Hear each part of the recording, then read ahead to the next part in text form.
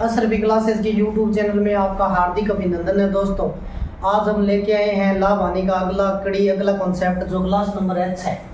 देखो पहले भी हमने कुछ कॉन्सेप्ट सीखे थे, अब आज हम नया कॉन्सेप्ट सीख रहे हैं। जैसे देखो दो प्रश्न लिखे हुए आगे इस तरीके से, एक दुकानदार को 8 रुपए में 15 टॉफियां बेचने पर 25% की हानि होती है, तो 25% का लाभ कमाने के लिए 64 रुपए में कितनी टॉफियां बेचेंगे या कितनी टॉफी बेचनी पड़ेगी, कितनी टॉफी बेचनी पड़ेगी, ये सवाल करना है अपने आप को। जैसे देखो, जैसे एक दुकानदार को 8 रुपए में 15 टॉफी बेचता है। अब रुपए हमेशा ऊपर, 8 रुपए में कितनी टॉफियां बेचता है? 15। 8 रुपए में 15 टॉफी बेचता है। अब 15 टॉफी बेचता है, विक्रय मूल्य 8 रुपए में 15 टॉफी बेचने पर उसको 25% की हानि होती है। अब 25 की हानि होती है मतलब ये 75% का वैल्यू है। 8 रुपए में 15 टॉफी बेचने 25 की हानि होती है तो 75% का मान 8/15 है। तो 1% का जो वैल्यू है वो कितना आएगा? 8/15 इंटू 75, 1% का मान आ गया। अब वो कह रहा है कि 25% का लाभ कमाना है, तो 25% का लाभ कमाने के लिए इसको बेचेंगे 125 में। अब आपको काटना है तो इसको 25% का लाभ कमाने के लिए 125 से मल्टीप्लाई करेंगे।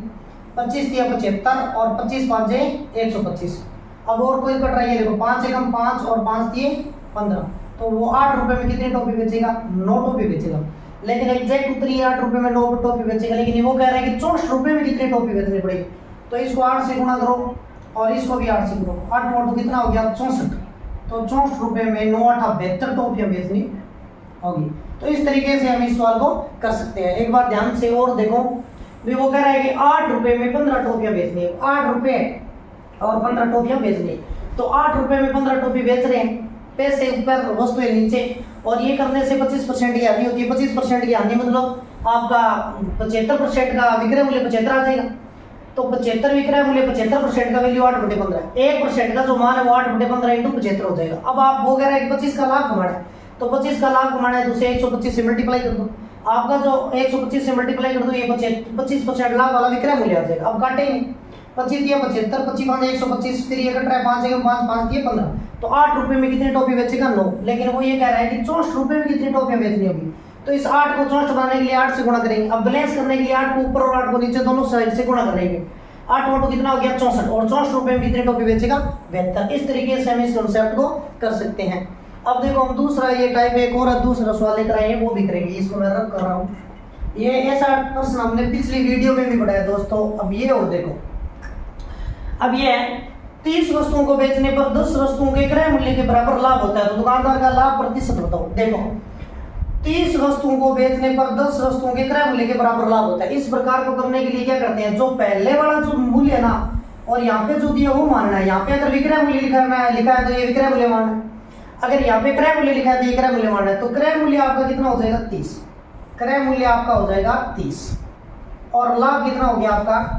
10, क्योंकि 10 वस्तुओं के क्रय मूल्य के बराबर लाभ होता है। लाभ हो गया 10। अब वो कह रहा है लाभ प्रतिशत, लाभ प्रतिशत क्रय मूल्य पे निकलता है। लाभ प्रतिशत बराबर लाभ बटे में क्रय मूल्य और इंटू 100, ये इसका सूत्र है। लाभ कितना हो रहा है? 10, और क्रय मूल्य कितना है? 30, और मल्टीप्लाई 100। 0 से 0 कट गया। 100 में 3 का जब भाग देते हैं उत्तर आता है 33 से 1/3% का क्या हो जाएगा?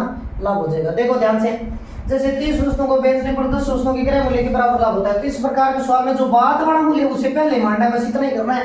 और 30 वस्तुओं को बेचने पर 10 वस्तुओं के क्रय मूल्य के बराबर लाभ होता है। लाभ प्रतिशत बताओ।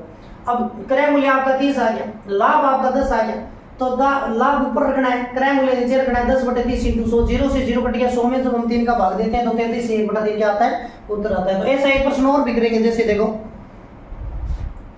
यहाँ पे क्रय मूल्य, यहाँ पे विक्रय मूल्य भी हम लिख सकते हैं। ये देखो, इसको मैं मिटा रहा हूं, देखो ध्यान से। ये कह रहा है कि 25 वस्तुओं को बेचने पर 5 वस्तुओं के विक्रय मूल्य के बराबर लाभ होता है। 25 वस्तुओं को बेचने पर 5 वस्तुओं के विक्रय मूल्य के बराबर लाभ होता है, तो विक्रय मूल्य कितना हो जाएगा? 25। तो यहाँ पे लिखेंगे विक्रय मूल्य है 25, और जो लाभ होता है वो कितने का होता है? 5 का। मैंने कहा अभी बाद वाला जो मूल्य वो पहले मानना है, तो विक्रय मूल्य कितना है? 25, और लाभ कितना है? 5। अब आप कोई चीज 25 में बेचते हो तो आपको 5 का क्या होता है? लाभ होता है। तो आपने उसको खरीदा कितने में था? क्रय मूल्य कितना आ जाएगा? 25 में बेचने पर 5 का लाभ होता है, तो सीधी सी बात है आपने उसको 20 रुपए में खरीदा था, तो क्रय मूल्य कितना आ गया? 20। और लाभ प्रतिशत से निकाला जाता है। अभी सूत्र लिखा था लाभ प्रतिशत बराबर लाभ कितना है? 5, और बटे में क्रय मूल्य कितना आएगा? 20, और मल्टीप्लाई कितना हो जाएगा? 100।